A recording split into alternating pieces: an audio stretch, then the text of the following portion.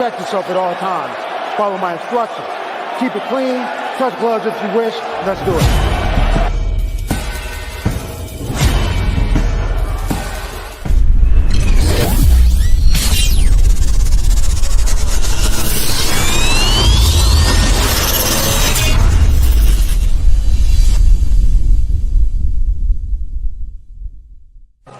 Ladies and gentlemen, this is the main event of the evening.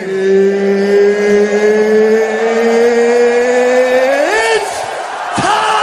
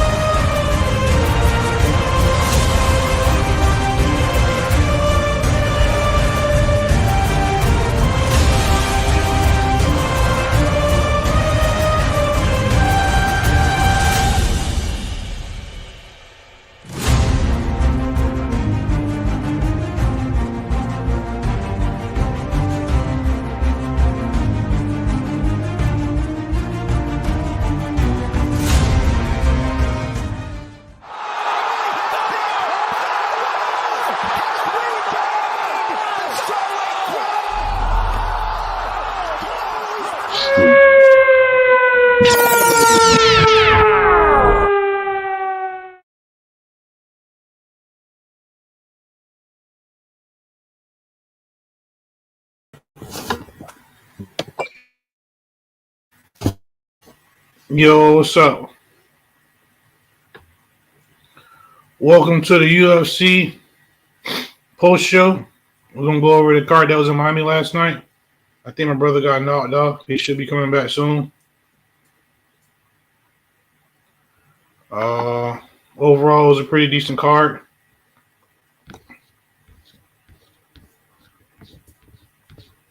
Let's break this thing down.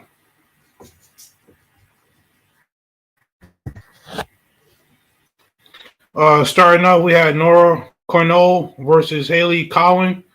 Nora Cornell, she was a big favorite in this one. She's a pretty elite striker. Haley Cowan, she's a ground specialist. She likes to grapple, get things to the ground. Only issue I had with this fight was the fact that Nora Cornell, she missed weight. That's very unprofessional. I didn't like that. But when the fight started, you can see she was pretty elite with her striking. She was able to keep Haley Cowan in that range.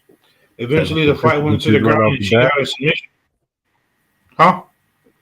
I say technical difficulties right off the bat. That's all good, bro. I just breaking down the first fight. Cornell was able to get the submission, which is very surprising because Cowan is, the ground fighter in this one. The grappler in this one. But like I said, the only issue I had was that she missed weight. So I kind of took away from it a little bit. We'll see what she can do next, though. She had herself in trouble in that first round.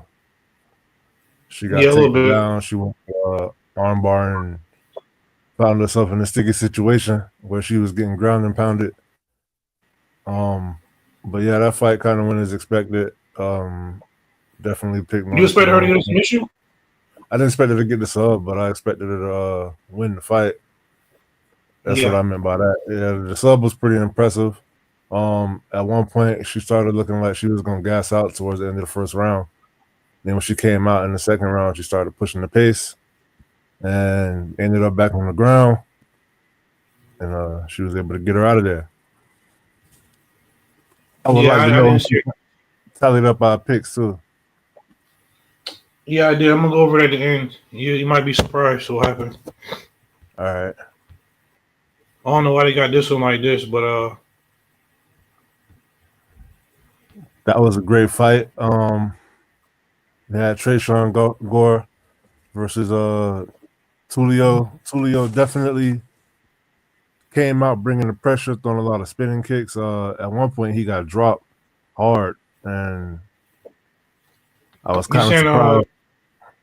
Trishan Gore got dropped or Tulio got dropped? Tulio got dropped, and then Yeah. well, I'm not gonna even say dropped. He got wobbled, and once he got wobbled, he was able to recover, and he stayed aggressive, which I was happy to see. I like that he didn't let the wobble deter him from his game plans. Like he came in there on a mission with a game plan, and he stuck to it. Used a lot of spinning kicks, was keeping Trayshawn Gore at range, throwing a lot of leg kicks and body kicks. The body kicks were devastating. Ultimately, he would wrap his shin around Trayshawn Gore's head and cause him to get weary, and I think he actually survived at first. And they ended up going to the ground. They got back up, and then he caught him again and finished him. He threw like a fake switch kick, and then hit him with like a long cross, and it just dropped him. And he pounced on top, and got him up out of there. Hey, question, bro. Tulio, is he from the Contender Series? Yeah, and he's trained at Shooter Box.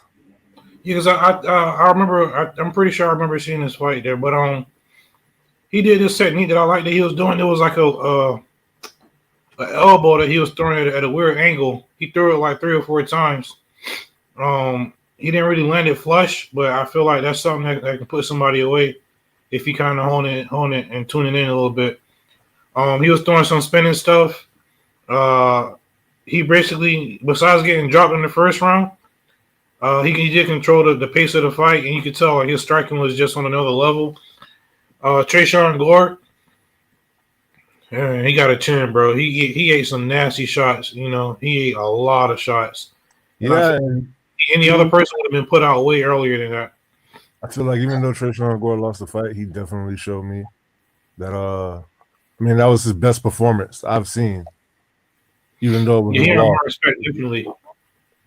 Yeah, and Tulio was definitely in control of the fight for most of the time, but he did face some adversity himself. But it was one of those fights where even if it went to the scorecards, you would give Tulio all 3 rounds, but it was still close. Yeah. Next up, in the flyweight bout, we had Suma Darji versus Mitch Raposo. And this fight was this classic tale of damage versus control. Mitch Raposo came out with a wrestling heavy game plan. He got a lot of takedowns on Suma Darji, but did absolutely nothing with him. A lot of control time against the fence, did absolutely nothing with it. Kind of reminded me of the Terrence Finney fight last week. The who fight? The Rez Finney. Oh yeah. Against Robert Valentine. Yeah. Yeah, except for I feel like the judges got it right because Suma Darji definitely won the 3rd round, and the other 2 rounds he won just off of sheer output. Suma Darji did a good job of staying in the middle of the cage. He stayed in that little octagon circle where all the names are and stuff like that. Inside the black line. Yeah. And a lot of times he was actually on like the monster logo, like the little energy can in the middle of the ring. So right. I thought it was very important because if you get up against the cage, Mitch is going to use that up against him and, get him, take him down and everything like that. The takedowns that he did get, like you say, he didn't do much with it. I was happy the judges, I feel like they got this one right, Yeah, me too. Some people would say that Mitch won, but I think Suma Darji got this one fair and square. I feel like Suma Darji definitely improved his takedown defense. Yeah. And his ability to get back up. Like when he was taken down, he didn't play around on the ground. he got back up every time. I Quick believe too. out of his 3 UFC losses, 2 of them are by submission, if I'm not mistaken. No, one of them is 2 of them submission, one of them ground and pound match now. Yep. This Next fight up, hurt me right we have Florida Zone Sindrikas Dumas versus Michael Olasheshik. This fight was pretty quick. First round knockout. You can tell Dumas was very uncomfortable from the start with the pressure that Michael Olasheshik was putting on him. And every time he would like get pressured into the fence, he would have a big reaction to a feint or try to like spin to get up out of there. I think the lights was too bright fighting at home, big stage. On top of that, fighting the power puncher, somebody who putting pressure on you. The shot that put him down was like a club and left hook, but he didn't really get hit with the punch. He got hit with the forearm, and he went down, and Olasheshik jumped on top of him. None of the shots were damaging, but he wasn't really defending. I mean, he was kind of defending intelligently. Actually, I don't know what you felt about this stoppage. Granted, I'm a little biased, but I feel like it could have went a little bit longer. But at the same time, I don't want this to What get up, put Keela? out. Huh? No, I was saying, what's up, Keela? Best moderator in the game. I feel like the fight could have went a little bit longer, but at the same time, I do understand it because even though he was defending himself, he was still getting hit with with unanswered shots. You know what I'm saying? Like, they wasn't landing clean, but he didn't try to transition. He wasn't getting back up. You know what I mean? Like, He it just was just stood there. unanswered. It was just unanswered shots. You know. So And compare that to Trayshawn Gore when Trayshawn Gore was on the ground and the way he survived. yeah, He had more of a sense of urgency. I feel like. Right, he put all his effort into getting back up. Sindrikas was just going to sit there and cover. I kind of feel like the moment was too big for him. Yeah, you definitely call this one, bro. I was on the Cedricus bandwagon, but you got this one.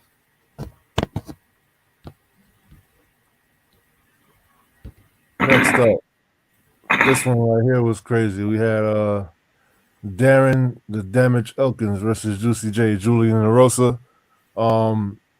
Fight starts off. They both take the center out the gun. It was looking like it was going to be a good fight. Darren Elkins got an easy takedown. He played around on top for a while, and Julian Erosa hit him with a mean up kick. Nasty. That was probably I'd say about a minute into the first round. Yeah. And Darren Elkins just never recovered.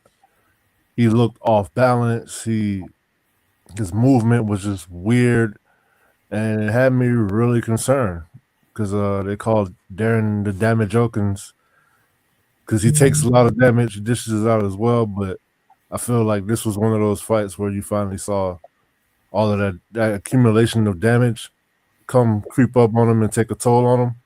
And hopefully he went straight to the hospital because he was like 3 minutes later when the knockout came, he still wasn't okay. Hey, bro, remember the Homer Simpson episode, the Simpsons episode when Homer was a boxer and his team was here just take a bunch of punishment? Right. Had a thick layer around his skull. You could tell his equilibrium was messed up ever since then. And he just wasn't right. You know what I mean? He couldn't get back in the fight. He was just wobbly. He didn't have no base. His job put him down. Yeah. And I'm not going to lie. Because of his reputation, even when I saw he didn't get right for a while, I'm like, he'll be all right. It's Darren Elkins. You get what I'm saying? Yep. But he never became okay, and it was pretty scary. Yeah, this was a good win for Juicy J. Darren Elkins, I don't want to see him he should hang it up, but it's not looking good for him now. Yeah, I feel like something definitely went wrong neurologically, and I feel like this is that first fight that I was saying where we got a lot of the older generation taking on the new. Yeah. Even though Julian Erosa has been around for a while, Darren Elkins is in his 40s, and I would be considering having him to hang it up. And here we go again. Another young kid versus a old grizzled vet. We got A10 Jim Miller versus Chase the Dream Hooper. And Chase the Dream Hooper did deliver on his win. His ground game is just nasty. And I felt like I said, I picked Chase Hooper, but I bet with Jim Miller. But Chase Hooper did pretty much what he was supposed to do. They got him on his Legend Killers tour right now, and so far he's 2-0. It was this one move he kept attempting with, like a calf slicer / modified something. I don't know. They was calling it a crotch ripper. Well, yeah, it's not a cuff slicer. That's where you pull the person's legs apart from each other. Yeah, like a wishbone. I had never seen anything like it. That was pretty nasty, bro. I was so glad he didn't pull it off. Yeah, I didn't want to see it. Legend Killer, Randy Orton intensifies. You know it. Yeah, I was disappointed in this fight. I thought Jim Miller would be able to hold his own on the ground, which he did hold his own, but he did hold his own, definitely. Chase Hooper just out grappled him and just, took control of the fight on the ground. His stand-up is getting a lot better and much improved. And he's one of those fighters that we literally seen him grow up in the octagon, basically. Yeah, from a 19-year-old kid. It's funny. I heard him say that getting knocked out by Steve Garcia made him not afraid of getting knocked out anymore. And that's how he was able to build confidence in his hands. Yeah, because he faces worse fear, I guess. So, but yeah, he's evolving into a complete all-around fighter.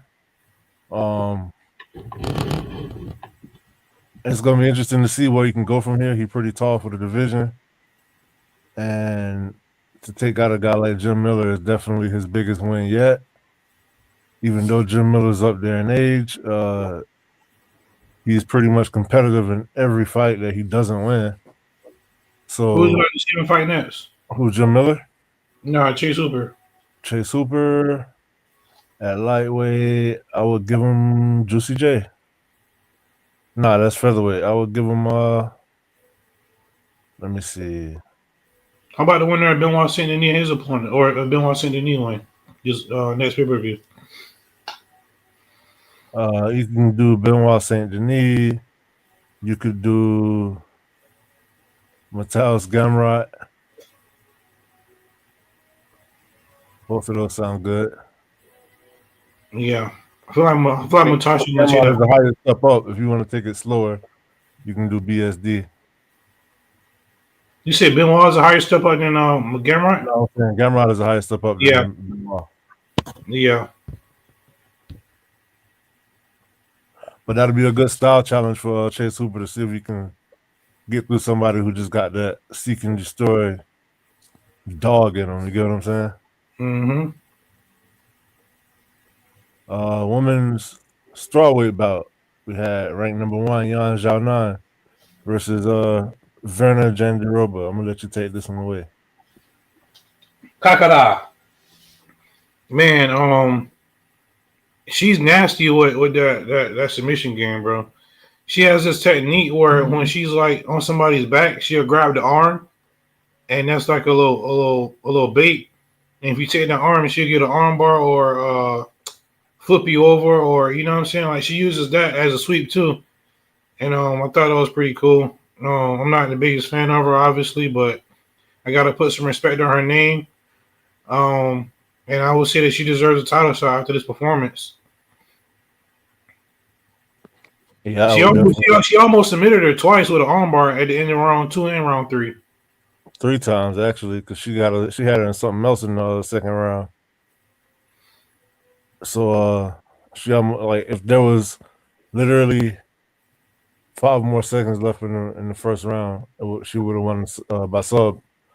I did like how Yan Xiaonan seemed to be using her footwork better and managing distance way better, but it's crazy because all it took was one takedown. Like we said on the pre-show, all it took is one takedown, and that's what she was stuck at.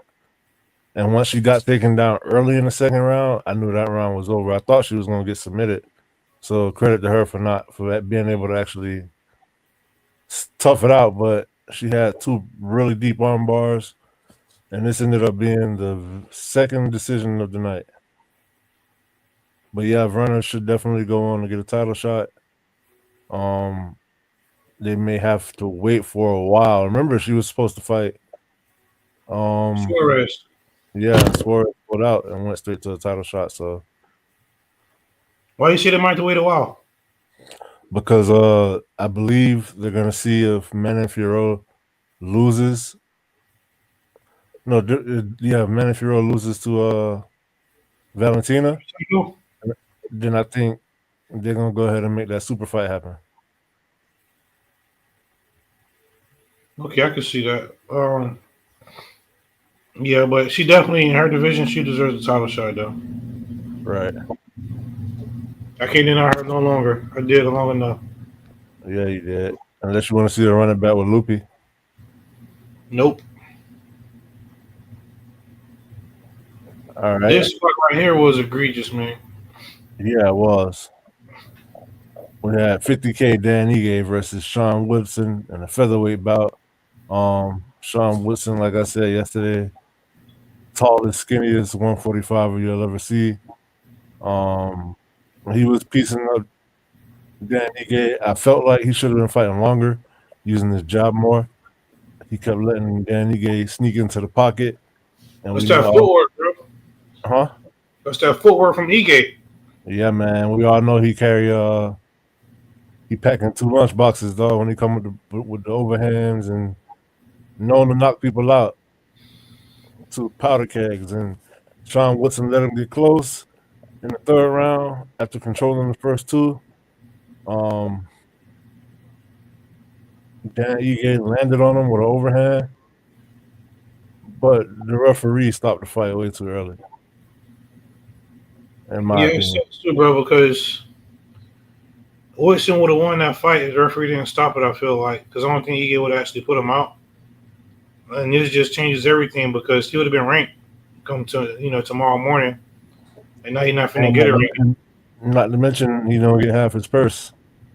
Yeah.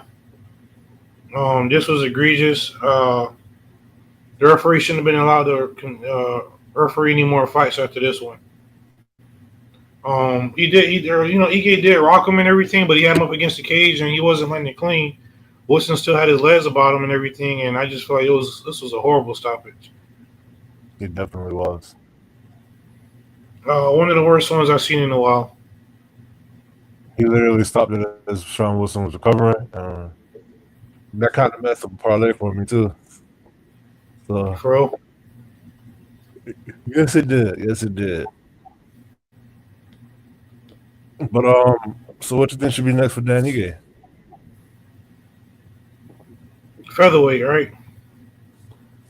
Yep. Should give him Juicy J. I mean, I don't see why not. That'll work. Next but up. I ain't gonna lie. I am happy for Ige because I'm a big Ige fan. Yeah, so me too. Happy for him. But like finally we got one for the old guard.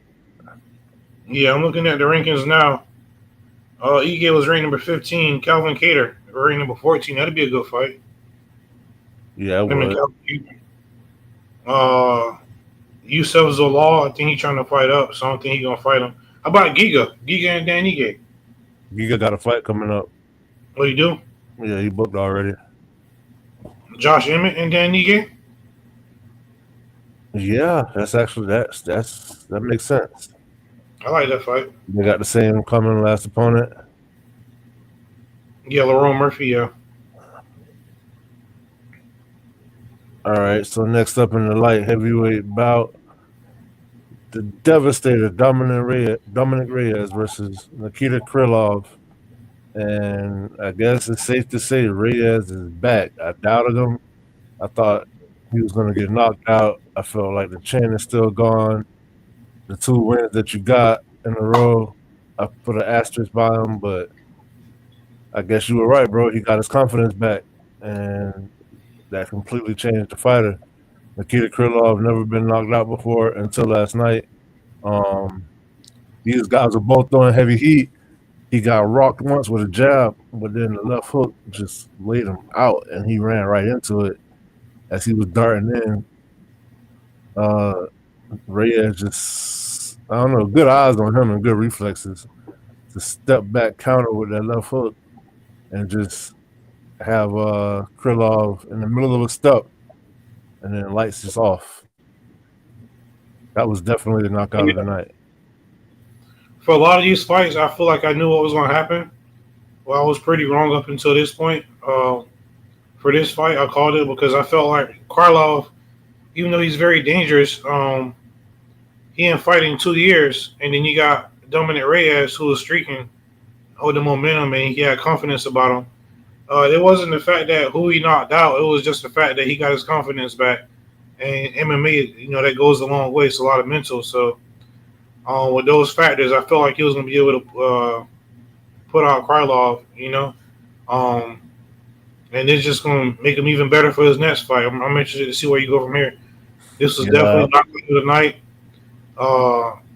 Nasty, and I was never the biggest Reyes fan, but him going through adversity and seeing him come back, it made me respect him a lot more. Gotta respect that. You're making me a fan of him. I ain't gonna lie. Because when I say he was on top, and then dropped all the way down to the bottom, so he said that most devastating knockouts ever, back to back. He said that John Jones loss had him very angry. You know what I'm saying? So he was fighting angry. He was pissed at society and pissed at the judges or whatever. He never really let it go, but he had to move on from that so he can get back to where he want to be. Right. That sounded like he went on a mission with some psychedelics or something. Who do you think Reyes should fight next, bro? I would give Dominic Reyes. I would give him Carlos Ulberg. Ooh. No, I take that back. Maybe give him a rematch with Jan Blachowicz. How about Alexander Rakic? That's actually even better idea. Look at you on fire with the matchmaking. Or you can do Volkanovski, but I feel like Rakic should be better though. Yeah, give him Rakic. Uzdemir, that would prove that would be him conquering one of his demons, because Uzdemir did knock him out. No, I'm pretty sure. It was Jan, then it was Yuri, right. And Ryan Spann. I thought it was the fourth one in there. I'll check and see, but yeah, I'm happy for the Devastator, the Dominator. Devastator. He changed it up. Yeah. But yeah, wait, how did he not get performance of the night though? What? How did he not get performance of the night? I don't know. That's a good question. Wow. Huh. I'm wondering if they gave him an extra little envelope last night, because I thought he would have got knocked out of the night. I see. Okay, so we got fight of the night, performance of the night. Okay. All right, so well, everybody was calling the people's main event.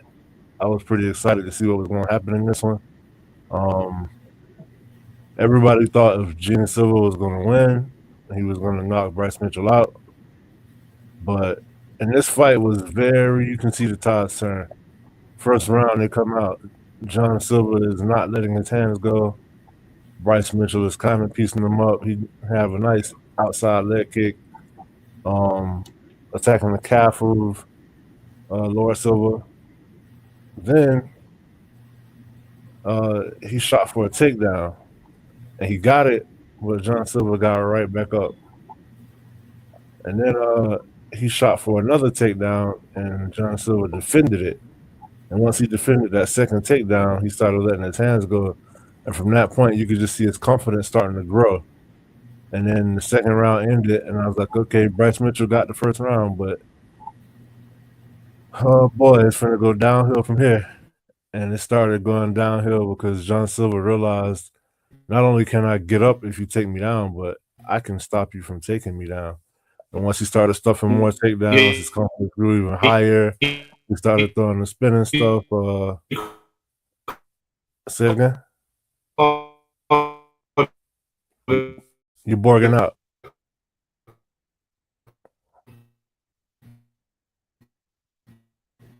Can you hear me? But yeah, anyway, as I was saying, it started going downhill real quick for Bryce Mitchell. And once it got in the second round and he was starting to look desperate with the takedowns, and you could tell it's like almost he felt the power of John Silver.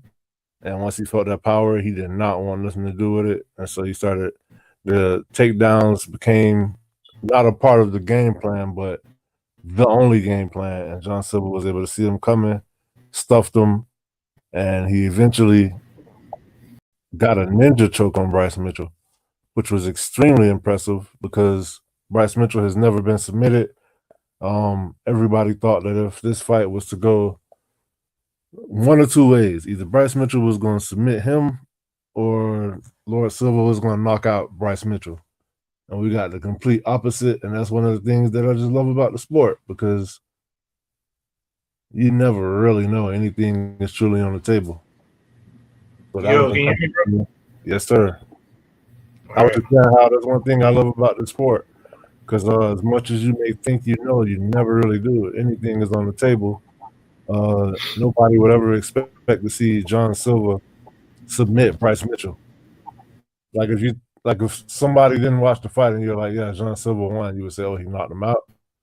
And if somebody said, oh, Bryce Mitchell won, you would be like, oh, he submitted him. Yeah.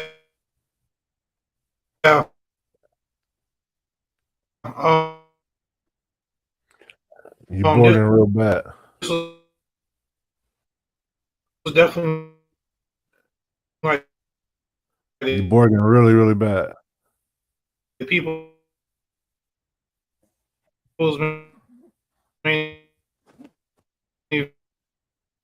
Oh. Right here, the people. Oh man. Fight. Yeah, I can't really hear what you're saying. Say something. I think you might be back.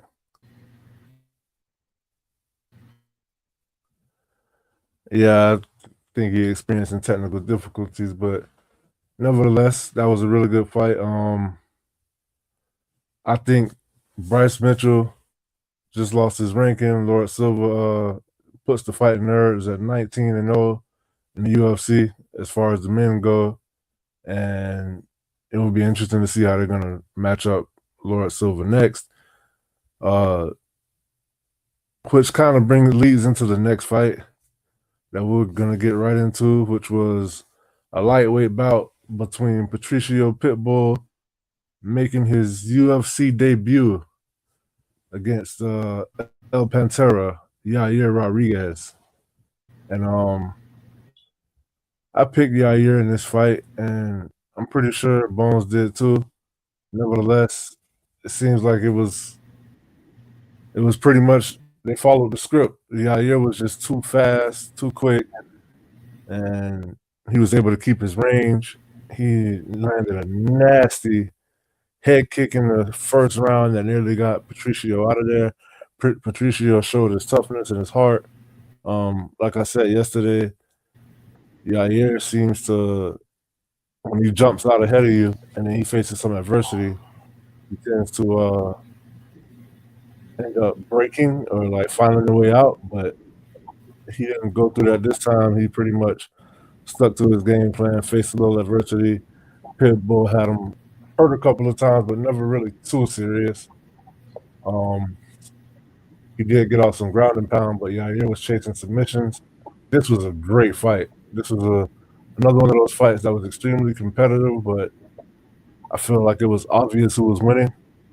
In the very last round, Pitbull, knowing that he was down 2-0, tried to go for broke.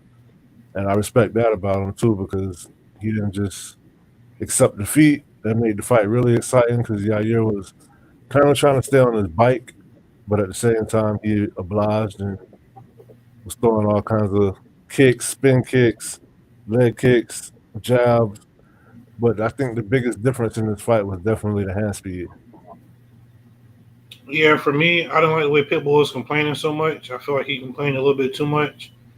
I don't know if it was the pressure of being in the UFC or whatever, but he can never really find his range to me. I think he did get one takedown then, but he ain't do much with it. I think it was Yeah, frustration too.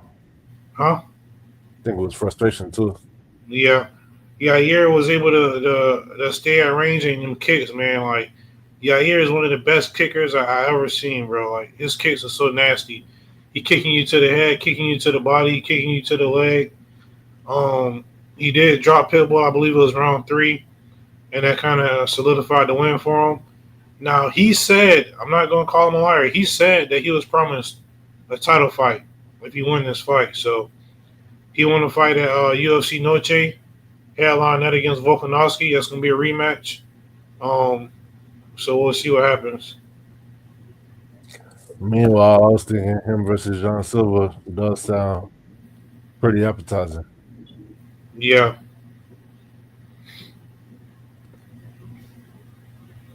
So how you feel about that? What you think should happen with this division? I mean, I don't want to see him fight Volkanovski again because just his last fight, he showed very low fight IQ against Brian Ortega. You feel me? Yeah. I think Volkanovski gonna piece him up and do him in, but we'll see. You know, Volk is I was gonna say he undefeated in rematches, but not really because he lost to Islam. Well, besides that, he undefeated in his weight class. He undefeated in rematches. Right. Let's talk about this next fight, bro. There's not really much more to say about that fight other than I doubted Patty once again, and once again he delivered. Patty the Batty. Let's go. It was crazy because I still just really don't think he's that good. Bro, you give him the ball treatment, man. You got to stop it, man. Put some respect on his name, man. Dang, can I finish? Can I talk? Jeez. Go ahead, bro.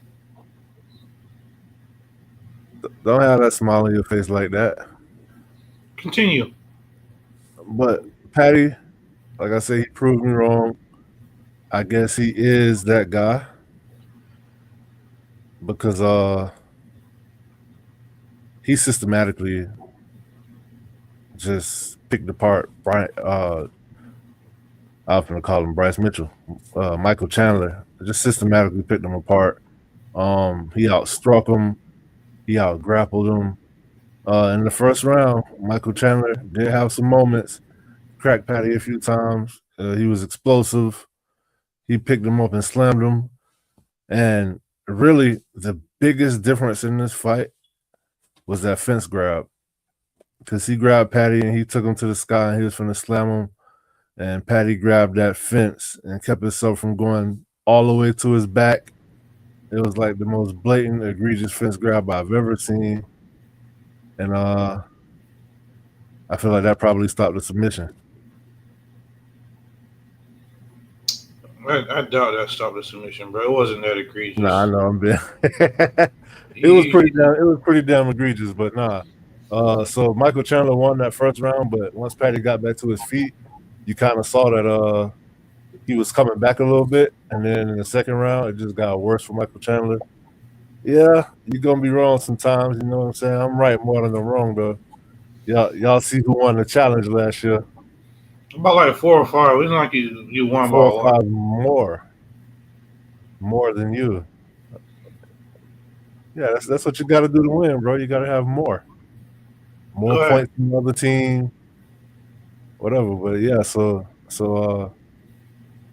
Patty the Batty systematically picked them apart in the second round. I believe this was stopped in the third round. Yeah. Michael Chandler, he stopped being so explosive. He was standing right in front of Patty. His coaches was telling him, "Don't back straight up in the back in a straight line, kind of like circle to the left and right." But he wasn't listening.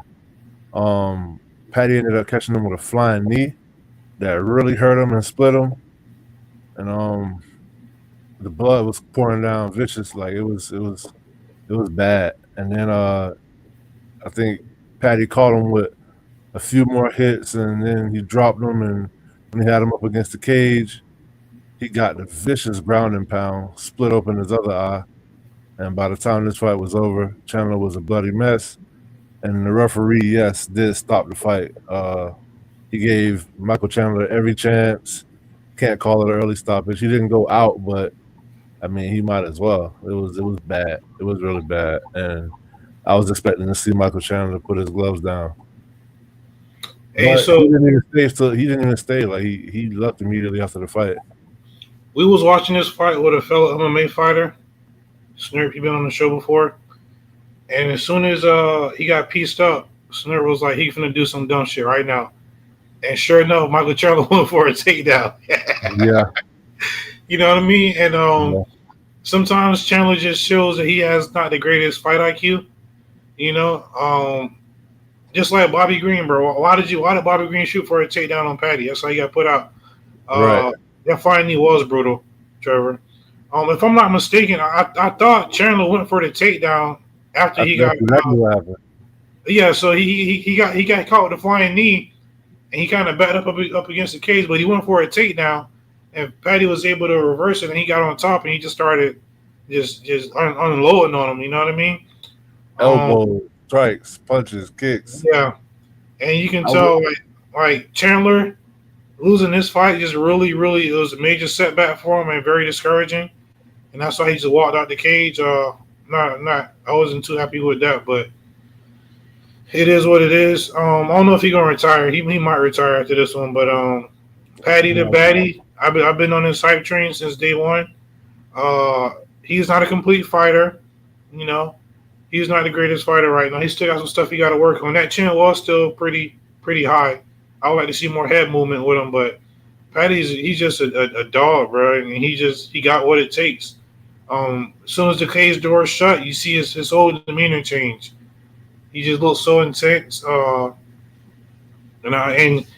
you know, you said that Oliveira didn't submit Chandler, so Patty can't submit him. Patty could have if he would have seen in that choke, but the TKO is actually more impressive and more brutal, so I like that. He called out anybody in the top five, whether it's Sarukian or Oliveira or whoever.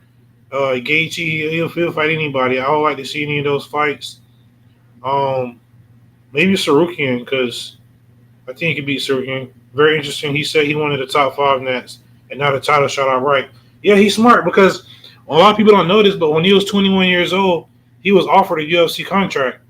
And he turned down that contract because he knew he wasn't ready yet. So he waited 2 more years before he came. So Patty is very self-aware of his skills and his abilities. Right now, he's not ready for a title shot, even though this is very impressive.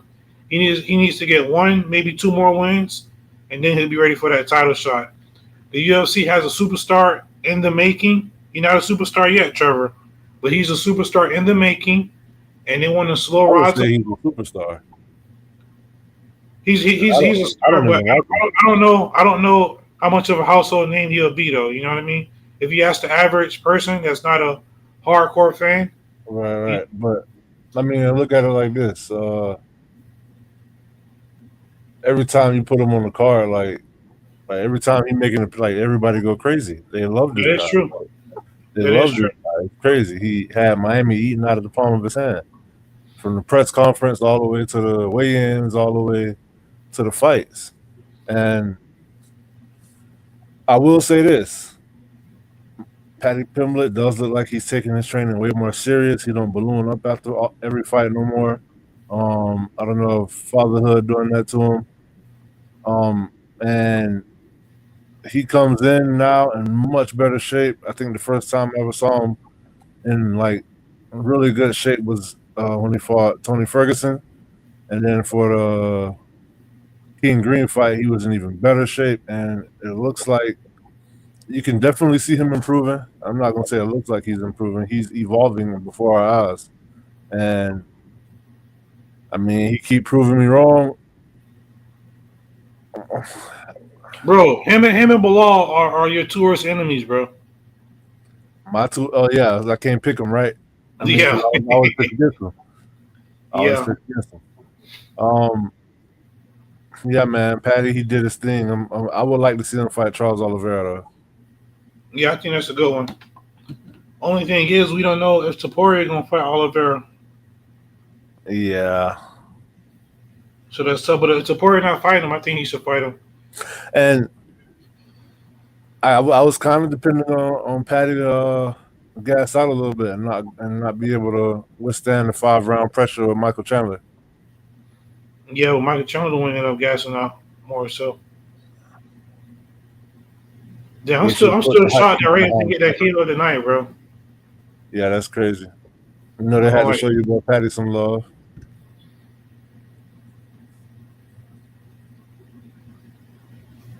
Last but definitely not least, we had Alexander the Great Volkanovski making UFC history, being the first ever person to lose a belt and come back and get it over 45 years of age, over 40 years, 35, I'm sorry, over 35 years of age, taking out Diego Lopes. Like I said, I missed, unfortunately, quite a bit of this fight, but from what I saw, it was one hell of a fight. Diego Lopes dropped Volkanovski in the second round. Looked like if he would have had a little bit more time, he would have had him dead to rights. But Volkanovski just seemed like the old Volk. He was quick, he was crisp, he was extremely technical. Um, he had a lot of popping in shots. Neither man gassed out. Everybody said that Diego Lopes had a gas problem, but obviously you didn't see no signs of that here. I think that was too hard on him because he weighed in for 3 different weight classes in one night, kept getting an opponent change and whatnot. yeah, So I feel like that was why he gassed out in that fight. But overall, this was a hell of a main event based off of what I saw. And shout out to Alexander Volkanovski. the thing that impressed me the most was that he wasn't gun shy after Right. 2 straight knockout losses. He was standing in the pocket banging, bro. And Yeah, he Diego was. Lopes has a hell of a chin on him because Volkanovski caught him with some clean hooks to the straight up to the jaw, like right here on the button. He caught him like 2 or 3 times, bro, and Diego just stood there. You know what I'm saying? And I thought that would be Volkanovski's downfall. Like if he was to get into an exchange, he would get dropped, which he did, but he was able to recover, and that was the Right. end of And the it was round. at the But I end of the thought round. that, yeah, I thought there was no way he'll be able to have those exchanges and walk away, conscious or whatever. But he was able to, and he did his thing, man. Like I'm very impressed with him. I didn't see this coming. He solidified himself as the greatest featherweight of all time. I'm very, very impressed with him. I And to mean, Trevor's point, you said he should put a hype train around Patty. I think they are for the most part. you Borgin.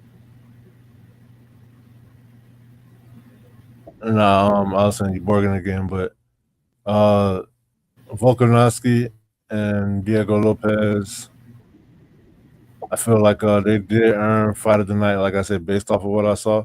But I just feel like it's impressive to me how Volk's footwork was able to mitigate the reach Yeah, difference.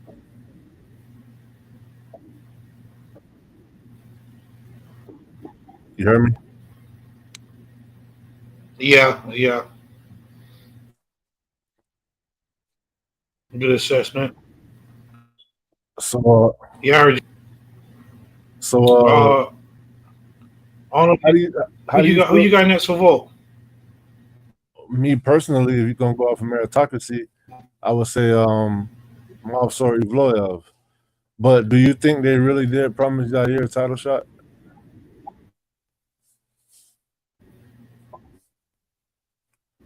I feel like Movsar is undefeated. He's on the streak, and I mean he got a win over Diego Lopes, so I feel like rightfully so he should be the one fighting for. And it's the first matchup. You know, Volk seemed like he damn near ran through the whole division already.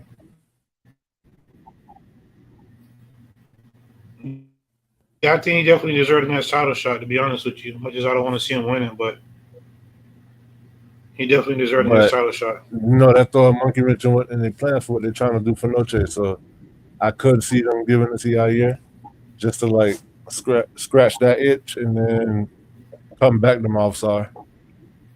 And this is what I hate sometimes when marketing gets in the way of meritocracy. Yeah, I agree. I can't argue with you on that one. What's next for Lopes, though? Diego Lopes should fight. Well, it depends. If they give the title shot to Yair, then they should let Lopes fight Movsar. But Movsar probably wouldn't do it because he's coming off all them wins and he already beat him once. So I take that back. I would say give Lopes, let him fight John Silva. Oof. Oh. Yeah. That's a nasty one. Yeah. I was going to say Lopes on Lauren Murphy, but that'd be a good one too. But I feel like with the John Lopes Silva, or Arnold Allen, an action fight. I want Arnold Allen to fight. Yeah, John Silva actually. Yeah. Bro, the featherweight division is one of the best right now. I am pretty excited for the future of it. Yeah, it is. It's in good hands right now. And who knows, your boy might just come back down there and be like, let me get that. As far as our picks, bro, believe it or not, we both went 6 and 7 on the night. Ugh. That's disgusting. So, as far as our picks. That is disgusting. Ha! They should. Yeah. So, overall, what you thought about this part, man? I give it a 9 out of 10. I don't give out 10s. I give it a 9 out of 10 just because we had a lot of violence on the night. You know what I'm saying? The Julian Rosa, Darren Elkins, that was a good fight. You started off with a submission. I think we only had 3 decisions total throughout all the fights. Go back to the beginning, to the very first fight. Let's count this up right quick.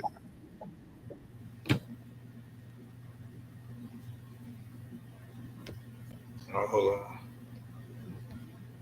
Yeah, let's actually see how many fights, how many finishes. So 1 fight, 1 finish. 2 fights, 2 finishes.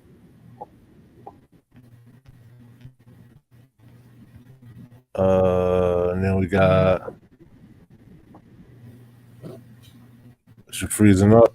Okay, keep going.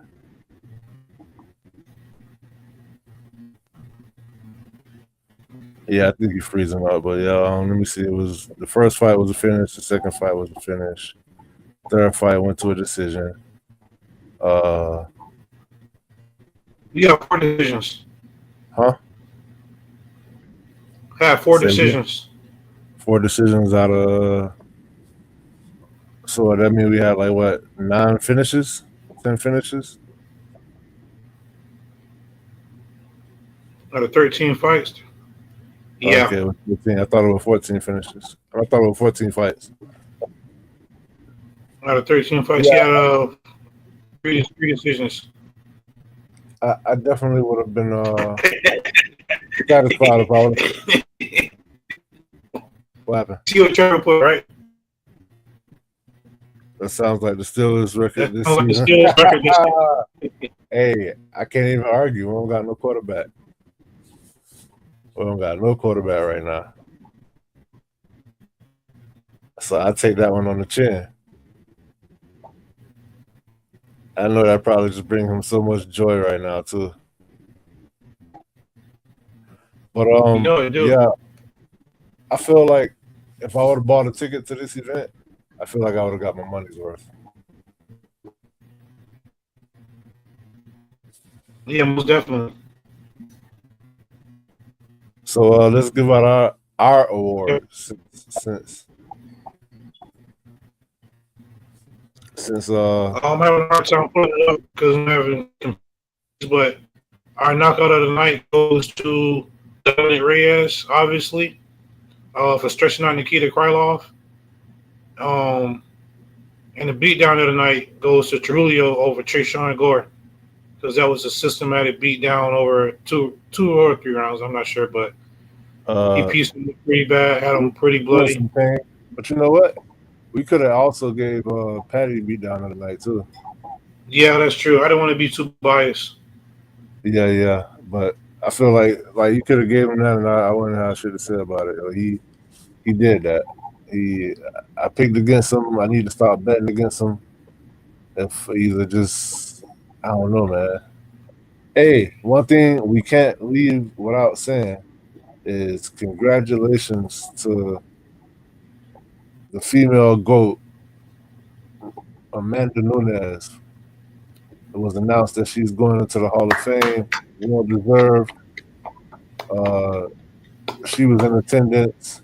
You could tell she wasn't expecting it, and I love that moment, bro. That was a pretty cool moment. Greatest female fighter of all time. MMA fighter. Yeah, and then just going back, like watching her highlights and looking at her resume and seeing No, Trevor, she's not done. She's coming back to fight the winner of Juliana Pena and Kayla Harrison. Most likely. Snurp says she been in the gym because she trained at his gym. He said she been in the gym more and more lately, especially since that fight was announced. Yeah, I like her to beat either one of those, get the title back. But she don't have to though. Like I feel like she could just sit back and. Oh my goodness! Look at this card, bro. Giga versus David Onama. Yeah, I knew Giga had a fight coming up. Pereira versus Magomedov. Randy Brown, Nicholas Dalby. Oh boy, that's the Des Moines, Iowa card. No, this is the Khalil Roundtree supposed to card, Kansas City. Okay, yeah. I thought Matt Snell retired. Yeah, he did. Ha! He did. Evan Elder. Damon Blackshear, he just fought. Yeah, he did. He finished Cody Gibson, right? Yeah. Wallmaker, Cameron Simon.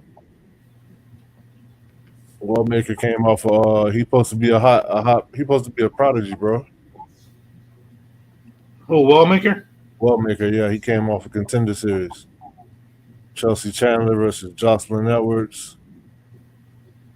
Go down. Jacqueline let me see that first fight. The second fight. Jacqueline RM versus Polyana Viana. Ain't seen her in a while. But yeah, this is a pretty damn good card for a fight night. I have to catch that one on the rebound. Carlos Prates. Yeah, so we got a week off. We got a week off of fights then, bro. We got a who? We got a whole week off from fights next week. Yeah. Which is actually kind of perfect. You know why they did that, though? Because they're not – it literally makes no sense for them to compete with WrestleMania. You feel me? Oh, yeah. That's true. That's true. All right, cool. But anything else you got for the good folks out here? Oh, Patty the Batty. Let's go. Anything That was worth my hearing? highlight of the night. Patty the Batty. You know, I'm a huge fan. Me and my brother sat next to each other. I like the look in his face when Michael Chandler got done in. It was beautiful. I'm happy. It made my night. Yeah, I was wrong. It happens every now and then, you know. But like you said, Patty and Bilal, I just never, ever pick them. Yeah. And it's like a I'm looking part of forward me to this still one. says now that Patty is going to be fighting in the top 5, he probably definitely going to lose now. Boy, you just can't get it right, bro. I'm telling you. It's Keep not sold. underestimating I him. don't know. I'm just not sold. Keep underestimating him, bro. You'll see. Definitely earn my respect though. Yeah, but I got nothing more, man. I hope y'all enjoy y'all Sunday afternoon. We'll see y'all for the next pay-per-view card. It's going to be in Canada. It's going to be your boy, speak of the devil, Bilal Muhammad versus your boy, Jack Della Melonina. Jack 3 names. And I don't co-main know event. the black, but I know it didn't go your way last night. Diego was your guy. Jack 3 names next coming up. So The co-main hopefully, event, you got Manafro versus Valentina. So that should be interesting, too. yeah, I wouldn't be surprised if Valentina lose that fight. Me either. But that's all I got for y'all. All right, people. Thanks for tuning in. Hit like, subscribe, and follow the channel. Tune in. Are you doing is there a Man Talk Monday tomorrow? Or No, is it next week? it's going to be next week. All right. Well, I go on vacation next week, so looking forward to that. Nice. Yes, sir. All right, peace. Peace. Come take a walk through my heart, a stroll through my soul. Been smart from the start, wasn't taught, wasn't told. You could climb through my mind, or fly through my eye. And in time you will find what I rhyme is not a lie. Come take a walk through my heart, a stroll through my soul. Been smart from the start, wasn't taught, wasn't told. You could climb through my mind, or fly through my eye. And in time you will find